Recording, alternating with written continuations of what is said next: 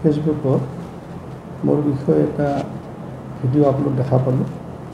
এইটো দেখা পাই মই তাৰ বিষয়ে আপোনালোকৰ মিডিয়াৰ মাধ্যমেদি, আপোনালোকৰ ইলেক্ট্ৰনিক মিডিয়াৰ মাধ্যমেদি মই কথাখিনি বিতংকৈ ক'ব আহিছোঁ। আৰু এই ক্ষেত্ৰত মই থুলমূলকৈ এটা কথা কওঁ যে এইটো এটা পেচেণ্ট পাৰ্টিৰ সম্পূৰ্ণ ষড়যন্ত্ৰ বা কনস্পিৰেচি। তাত যিবিলাক কথা কোৱা হৈছে, যেনেকৈ ভিডিঅ'টো ওলাইছে, সেই ভিডিঅ'টো ময়ো চাইছোঁ, আপোনালোকেও হয়তো চাইছে। এই বিষয়ে মই পেচেণ্টৰ বিষয়ে অলপ কোন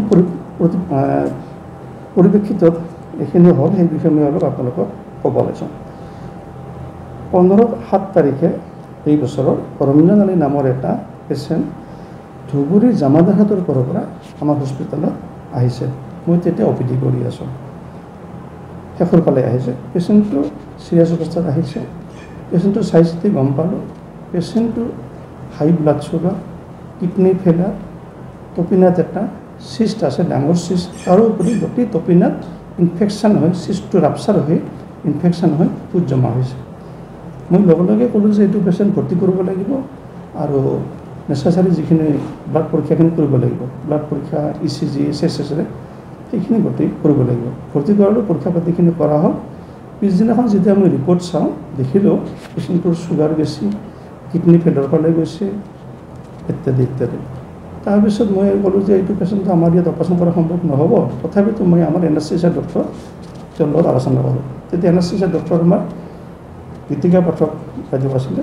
গীতিকা পাঠকে চাই চিতি ক'লে যিহেতু পেচেণ্টটো কিডনী ফেইলাৰ, গতিকে জেনেৰেল এনাস্থেচিয়া দিয়া নাযাব, পেচেণ্টটোক চাওঁ যদি পাৰোঁ স্পেইনাল এনাস্থেচিয়া দিওঁ।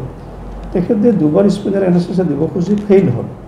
তেতিয়া মই কথাটো পেচেণ্ট পাৰ্টিৰ তেতিয়া কোন আছিলে, পেচেণ্টৰ নাম হ'ল ৰমজান আলী, তেওঁৰ ল'ৰা ৱাহিদুল ইছলাম, আৰু পেচেণ্ট ৰমজান আলীৰ ককায়েক ৰাজা আলী, আৰু ৰাজা আলীৰ ল'ৰা আতৱাৰ আলী।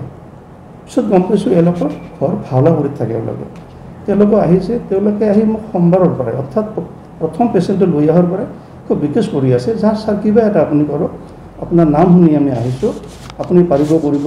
মই কৈছোঁ ৰ'ব, সেইটো এতিয়া মই ক'ব নোৱাৰোঁ, পৰীক্ষা পাতিখিনি হ'লে কাম।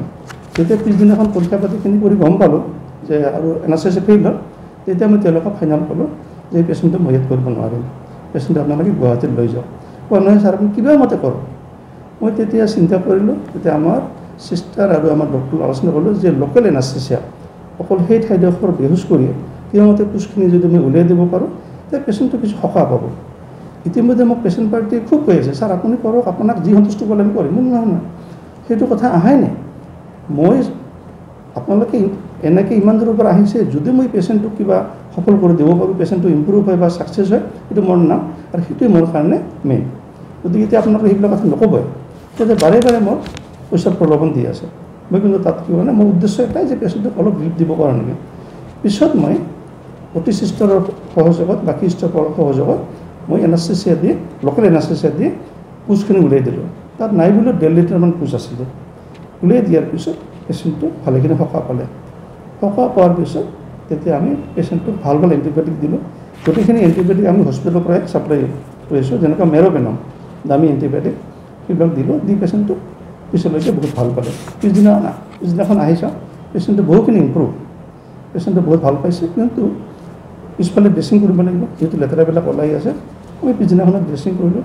আকৌ সিহঁতক কৈছোঁ যে পেচেণ্টটো এতিয়া ভাল পাইছে। সিহঁতেও অৱশ্যে খুবেই ভাল পাইছে যে পেচেণ্টটো ভাল পাইছে। আৰু গতিকে মই বুধবাৰেও ড্ৰেছিং কৰিলোঁ, বৃহস্পতিবাৰে মই পেচেণ্টটো নিজে হাতে চালোঁ, চাই শুক্ৰবাৰে চালোঁ যে কিছু ইম্প্ৰুভ হৈছে, কিন্তু তেওঁৰ যিটো বাই টাইম চুগাৰ লেভেলটো কিছু কমিছে, যিহেতু মই ইনচুলিন আৰম্ভ কৰিছোঁ। ইফালে ক্ৰিয়েটিনিন লেভেলটো কিন্তু কমা নাই, সেইটো আগৰ দৰে আছে।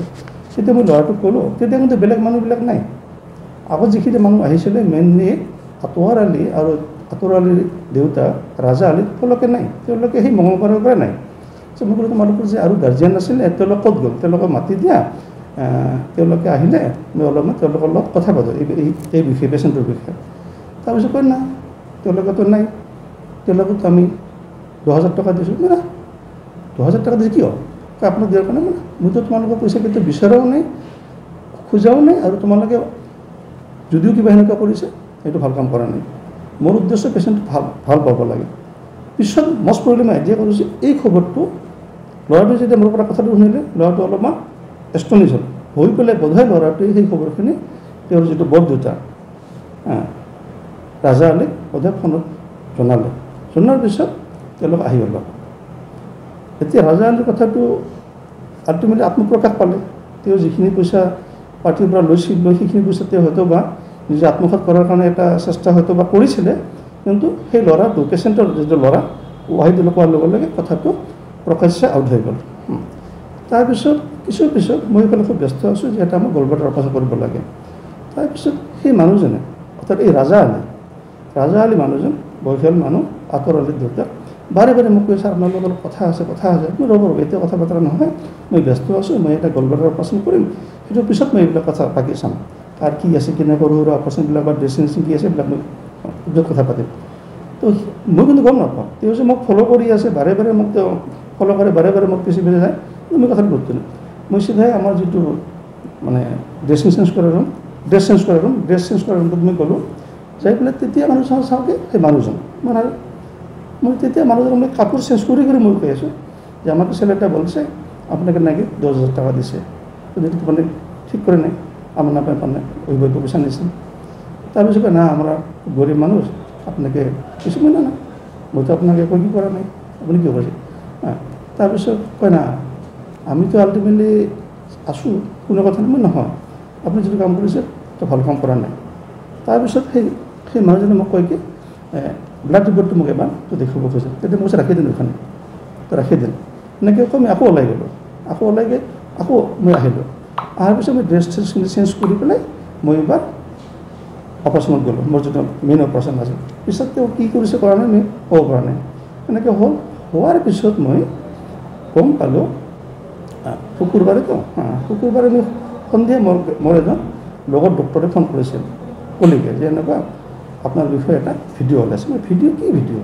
গম পোৱা নাই তেতিয়া মোক অলপ টাচ দিলে না সেনেকুৱাটো কোনো কি হোৱা নাই তাৰপিছত সেই ডক্টৰজনৰ লগত এই পাৰ্টিটোৰ এই আতৰ আলী আৰু আতৰ আলীৰ দেউতাকৰ এটা মানে জনা শুনা নহ'লেও পিছত যাই পেলাই তাহাঁতৰ লগত জনা শুনা হৈ গ'ল জনা শুনা হৈ পেলাই ডক্টৰজনৰ লগত তেওঁলোকে কথা বতৰা পাতিলে যে এনেকুৱা হ'ব এইটো আমি এনেকুৱা কৰিছোঁ আমি আল্টিমেটলি ভিডিঅ' কৰিছোঁ আমি এইটো ভাইৰেল কৰি দিম গতিকে আমাৰ লগত কিবা এটা ডক্টৰে সমঝোতা কৰক অমুক কৰক নহ'লে কিন্তু মই এইটো ভাইৰেল কৰি দিম বহুত কিবা কিনি মোক সেনেকৈ ক'লে আৰু ভয় দুখালে ভয়ভীতি খুৱালে মোক তেতিয়া ডক্টৰজনে ক'লে যে এইবিলাক বেয়া মানুহ গতিকে আপুনি তাহাঁতৰ লগত সমঝোতা কৰক মইতো সমঝোতা কৰাৰ কথা নাই মই তাহাঁতৰ পৰা কোনো পইচা লোৱাও নাই পইচা বিচৰাও নাই আৰু সিহঁতে 10,000 টকা নিজৰে সৰু ভাইকৰ পৰা লৈ নিজে আত্মসাৎ কৰাৰ কাৰণে চেষ্টা কৰিছিল সেই কথাটো ভাণ্ডাৰটো যেতিয়া কথা প্ৰসংগত ওলাই পৰিলে তেতিয়া সেই মানুহজনে অলপ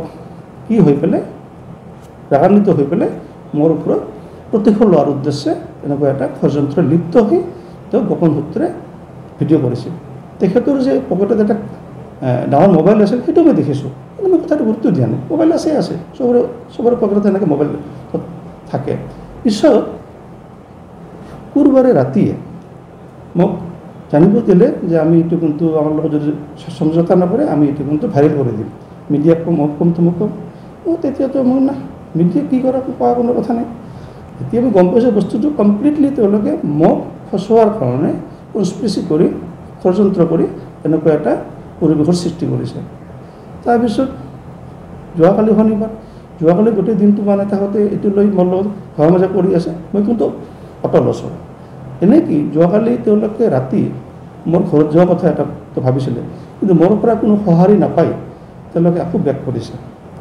বেক কৰি পেলাই আজি পুৱা হয়তো বা তেওঁলোকে আহি পেলাই কি কৰিছে ক'ব পৰা নাই কি কৰিছে হয়তো বা আগৰ ভিডিঅ'টো বা আজি যিখিনি কৰিছে সেইখিনি তেওঁলোকে ফেচবুকত বা ইলেক্ট্ৰনিক মাধ্যমত তেওঁলোকে ভাইৰেল কৰিছে এতিয়া মোৰ কথা হ'ল তেওঁলোকে মোক সম্পূৰ্ণ উদ্দেশ্য প্ৰণীতভাৱে মোক অপাৰেশ্যন থিয়েটাৰত মই কৰ্মৰত হৈ ব্যস্ত থকা অৱস্থাত মই এটা অপাৰেশ্যন কৰিম সেই অৱস্থাত মোক বাৰে বাৰে যাই আমনি কৰিছে আৰু বাৰে বাৰে যে মোক দিগদাৰি কৰিছে আৰু এটা মিছা অপবাদ দিয়াৰ কাৰণে তেওঁ ষড়যন্ত্ৰ কৰাৰ কাৰণে মই সমাজত যিটো কি আছে সুনাম আছে সেইটো দুৰ্বল কৰাৰ কাৰণে সেইটো ম্লান কৰাৰ কাৰণে তেওঁলোকৰ এইটো এটা কনস্পিৰেচি সম্পূৰ্ণ নিজা ব্যক্তিগত স্বাৰ্থত ব্যক্তিগত স্বাৰ্থ এইটোৱেই আছিলে যে তেওঁ 2000 টকাটো আত্মসাৎ কৰিব নোৱাৰিলে আৰু মই ভাবিছিলোঁ যে যদি সিহঁতে এনেকুৱাকৈ যদি মানে আৰু বৰ লগত কি কৰে তেতিয়া মই সিহঁতক ইয়াৰ যি বিহিত ব্যৱস্থা আছে সেইখিনি মই ল'ম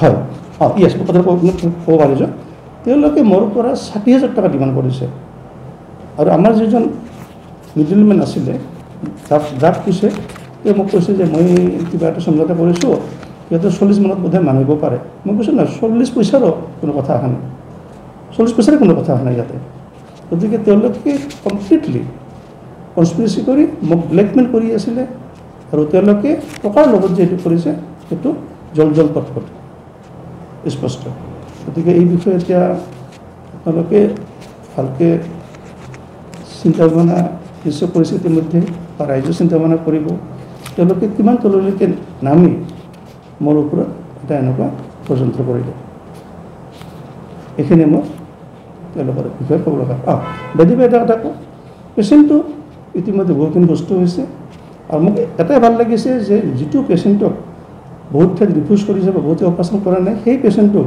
মোৰ সহযোগত মোৰ চেষ্টা চেষ্টাত পেচেণ্টটো এতিয়া বহুখিনি ভাল পাইছে সেইটোৱে মোক খুব বেছি ভাল লাগিছে আৰু তাতে মই আনন্দিত পেচেণ্টৰ ট্ৰিটমেণ্ট যে মই ছাকচেছ হৈছোঁ সেইটো মই আনন্দিত পেচেণ্টে একো কৰা নাই কিন্তু পেচেণ্টৰ আত্মীয় স্বজনে যদি মোক কিবা কৰিছে তাকে আত্মীয় স্বজন বুজিব পেচেণ্টৰ ক্ষেত্ৰত চিকিৎসাৰ ক্ষেত্ৰত আমি কোনো হেমহাই কৰা নাই আৰু নকৰোঁ আজিও নকৰোঁ অহাকালিও নকৰোঁ আৰু কেতিয়াও কৰা নাই